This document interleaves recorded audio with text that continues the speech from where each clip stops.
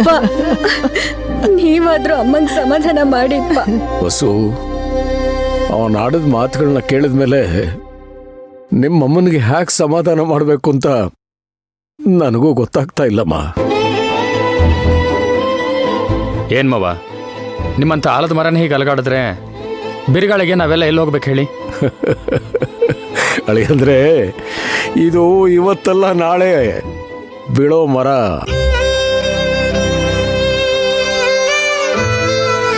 ದಯವಿಟ್ಟು ಆ ಥರ ಮಾತಾಡಬೇಡಿ ಮವ. ನೀವು ಈ ಮನೆ ಹಿರಿ ಜೀವ. ಈಗ ನಮ್ಮ ಮಾತು ಕೇಳೋರು ಯಾರೂ ಇಲ್ವಲ್ಲಪ್ಪ. ಇನ್ನು ಈ ಮನೆ ಋಣ ಇನ್ನು ಎಷ್ಟು ದಿವಸ ಇರುತ್ತೋ ಏನೋ ಗೊತ್ತಿಲ್ಲ.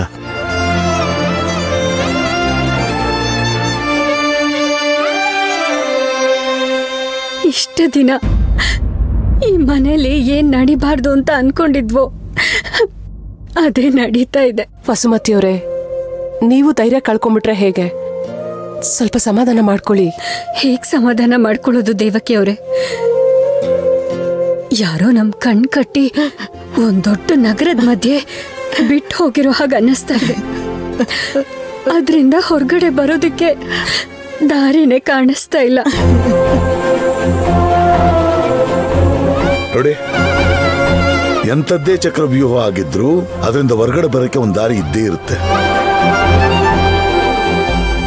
ಅದರಿಂದ ಹೊರಗಡೆ ಬರಬೇಕು ಅಂದ್ರೆ ಆ ದಾರಿ ಯಾವುದು ಅಂತ ಹುಡುಕ್ಬೇಕು. ಇಲ್ಲ ಸರ್, ಇಲ್ಲ. ಹೇಳೋದು ಸುಲಭ, ಆದ್ರೆ ನಿಮಗೆ ನಮ್ ಕೋದಂಡನ್ ಬಗ್ಗೆ ಗೊತ್ತಿಲ್ಲ. ಅವನ್ ಒಂದು ಸಲ ಹಠ ಹಿಡಿದ್ರೆ ಅವನ್ ಯಾರ ಮಾತನ್ನು ಕೇಳಲ್ಲ.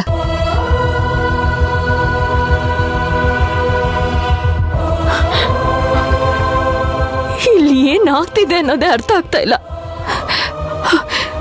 ಒಂದೇ ಒಂದ್ ದಿವಸದಲ್ಲಿ ಏನೆಲ್ಲ ಆಗೋಯ್ತು.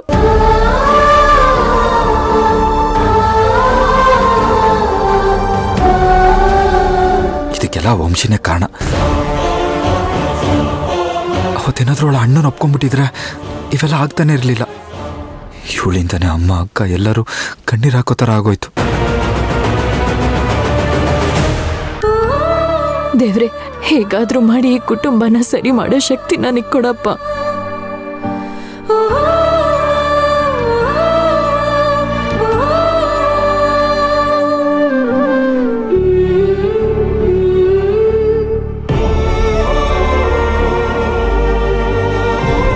ನಾನು ನನ್ನ ಜೀವನನೇ ಈ ಮನೆಯವ್ರು ಖುಷಿಯಾಗಿರ್ಲಿ ಅಂತ ಸವಿಸ್ತಾ ಇದ್ರೆ ಇವರೆಲ್ಲ ಸೇರಿ ನನಗೆ ಮೋಸ ಮಾಡಿಬಿಟ್ರು. ಯಾರೋ ಗೊತ್ತಿಲ್ಲದೆ ಇರೋರು ಚೂರಿ ಹಾಕೋದಕ್ಕಿಂತ ನಮ್ಮವ್ರು ಮಾಡೋ ಅನ್ಯಾಯಗಳೇ ಹೆಚ್ಚು ನೋವು ಕೊಡುತ್ತೆ ಅನ್ನೋದು ನಮ್ಮ ಮನೆಯವ್ರಿಗೆಲ್ಲ ಯಾವಾಗ ಗೊತ್ತಾಗುತ್ತೋ ಏನೋ.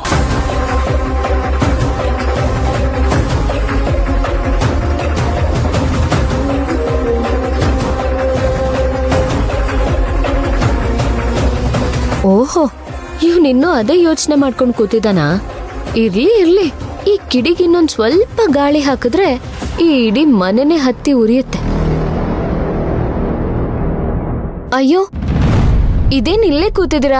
ಹೋಗ್ ಫ್ರೆಶ್ ಅಪ್ ಆಗಿ.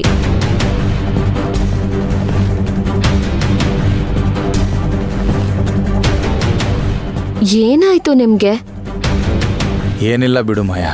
ನಿಮ್ ಮನ್ಸಲ್ಲಿ ಏನಾಗ್ತಿದೆ ಅಂತ ನನಗ್ ಚೆನ್ನಾಗ್ ಗೊತ್ತು. ಯಾಕಿನ್ನೂ ಅದನ್ನೇ ನೆನಪು ಮಾಡ್ಕೊಂಡು ಬೇಜಾರಾಗಿದ್ದೀರಾ? ಏನೋ ಆಗಿದ್ದಾಗೋಯ್ತು, ಬಿಟ್ಬಿಡಿ. ಹೇಗ್ ಬಿಡ್ಲಿ ಮಾಯಾ? ನಾನು ನಂಬಿದವರೇ ನನಗೆ ದ್ರೋಹ ಮಾಡಿದ್ರು, ಸುಳ್ಳು ಹೇಳಿದ್ರು ಅನ್ನೋದನ್ನ ನನಗೆ ಜೀರ್ಣಿಸ್ಕೊಳಕ್ಕೆ ಆಗ್ತಿಲ್ಲ. ಅದರಲ್ಲೂ ಅಕ್ಕ ಮತ್ತು ಅಮ್ಮನ ಮೇಲೆ ಎಷ್ಟೆಲ್ಲ ಪ್ರೀತಿ ಗೌರವ ಇಟ್ಕೊಂಡಿದ್ದೆ. ಅದೆಲ್ಲ ನೆನ್ಸ್ಕೊಂಡ್ರೆ ನನಗೆ ಮೈಯೆಲ್ಲ ಉರಿಯುತ್ತೆ.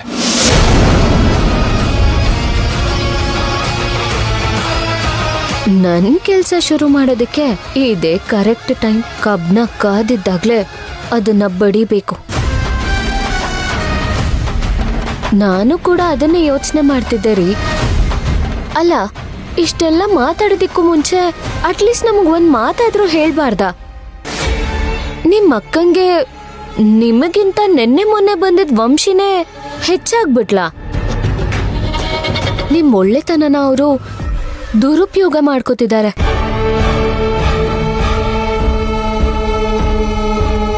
ಈ ಕೋದಂಡ ಯಾರನ್ನ ಬೇಕಾದರೂ ಕ್ಷಮಿಸ್ಬಿಡ್ತಾನೆ. ಆದರೆ ನನಗೆ ನಂಬಿಕೆ ದ್ರೋಹ ಮಾಡಿದವ್ರನ್ನ ಮಾತ್ರ ನಾನು ಯಾವತ್ತೂ ಹತ್ರನೂ ಬಿಟ್ಕೊಳ್ಳಲ್ಲ.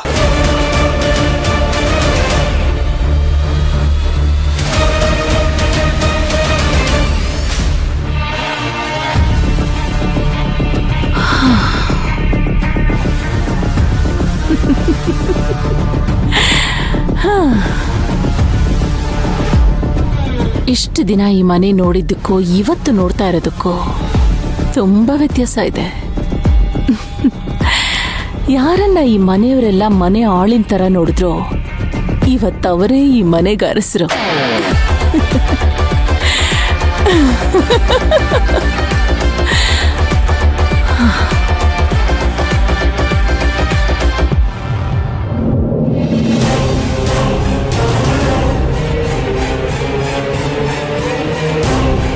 ಈ ಮಾಯ ಇನ್ನೂ ಇಲ್ಲೇನ್ ಮಾಡ್ತಿದ್ದಾಳೆ?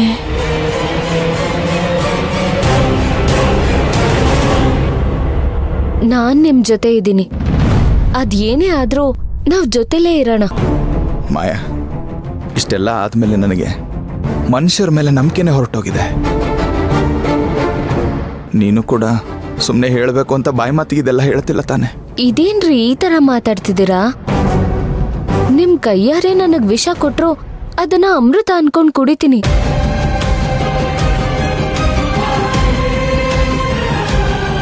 ನಾನೀಗೊಂದು ನಿರ್ಧಾರಕ್ಕೆ ಬಂದಿದ್ದೀನಿ. ಅದೇನು ಅಂತ ಹೇಳಿ. ಈ ಥರ ಸುಳ್ಳು ಹೇಳಿ ಮೋಸ ಮಾಡಿ ಬದುಕೋರ್ ನಡುವೆ ನಾವಿರೋದು ಬೇಡ ಮಾಯಾ.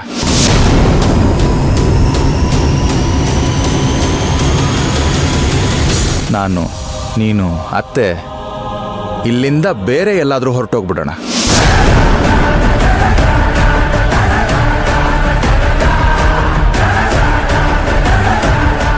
ಬೇರೆ ಕಡೆ ಎಲ್ಲಾದರೂ ಮನೆ ಮಾಡಿ ಜೀವನ ಮಾಡೋಣ.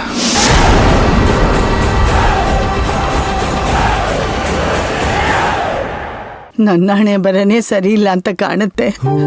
ನನ್ನ ಮಕ್ಕಳ ಮದುವೆ ಯಾರ್ದು ಸರಿಯಾಗೇ ಆಗ್ಲಿಲ್ಲ.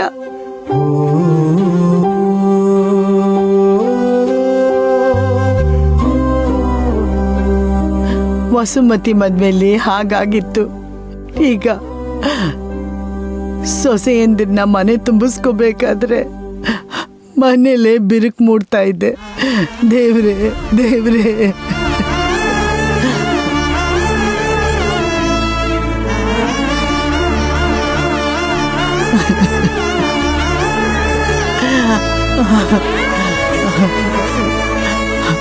ನೋಡಿ,